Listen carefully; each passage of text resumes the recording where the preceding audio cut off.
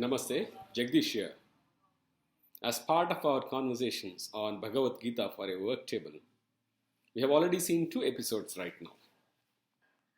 The introductory episode focused on looking at the commonsensical notions of handling life and the classical ways of doing the same. And in the second episode, which is chapter 1 of the Bhagavad Gita, we started looking at the aspect of futility in the science of lament. It was good that Arjuna was lamenting, but he was on the wrong side of lamenting. Futility is great. The realization that everything is futile is great, but not a depressive futility, but a futility that is full of potential. Today, we are extending that and we are looking at this second chapter of the Bhagavad Gita in our third episode. And the second chapter is called as Sankhya Yoga. Sankhya refers to the understanding of dualism itself. This actually can be considered as the law of economics. How do we really economize on what needs to be economized? What is that we can never economize on? This particular thing reminds me of my childhood. During my childhood, biscuits and chocolates were rare commodities for us.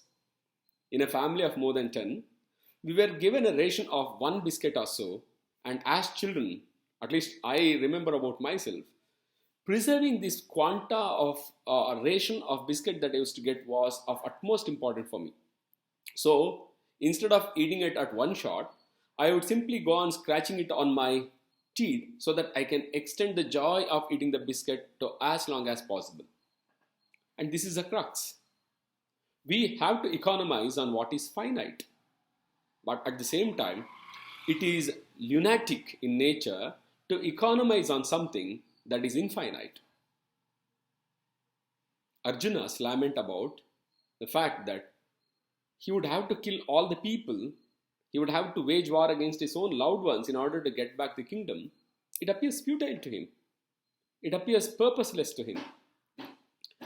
Now, Arjuna gets confused between what is finite here and what is infinite there.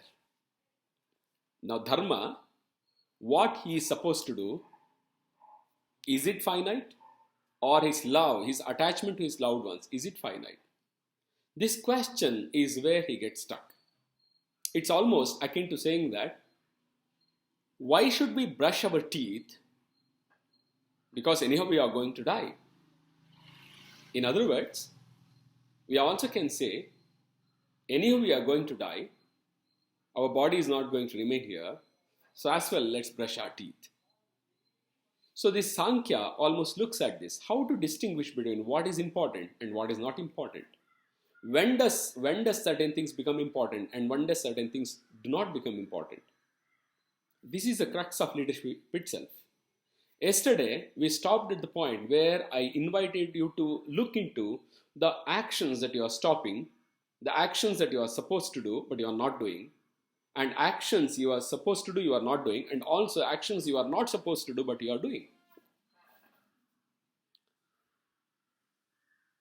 Krishna here tries to distinguish, helps Arjuna to distinguish between these two. You can't keep on philosophizing on something just because something appears unpleasant to you. And Krishna actually starts looking at distinguishing between this, what is finite and what is infinite. And the whole crux of this conversation rests on this principle. We need to economize on what is finite. There is no point in economizing on what is infinite. That is what is the potential like. I have my 100 rupees. If I have my 100 rupees, anything that I am going to spend my 100 rupees on is going to end its potential. Suppose I pay 100 rupees and buy rice or buy bananas or buy a piece of furniture, that's the end of it. The furniture is real, but the potential is lost forever. Now, does it mean I should keep on preserving the potential, or does it mean I should simply start using the potential? This is a question that Krishna handles here. Probably, as leaders, people who are managing companies, people who are managing careers will have to look at it. what is that potential that you are preserving? What is that potential that you are unnecessarily preserving? What is that potential you are using up unnecessarily? Keep examining. I'll come back to you. Thank you so much for listening. Jagdish here. Namaste for you.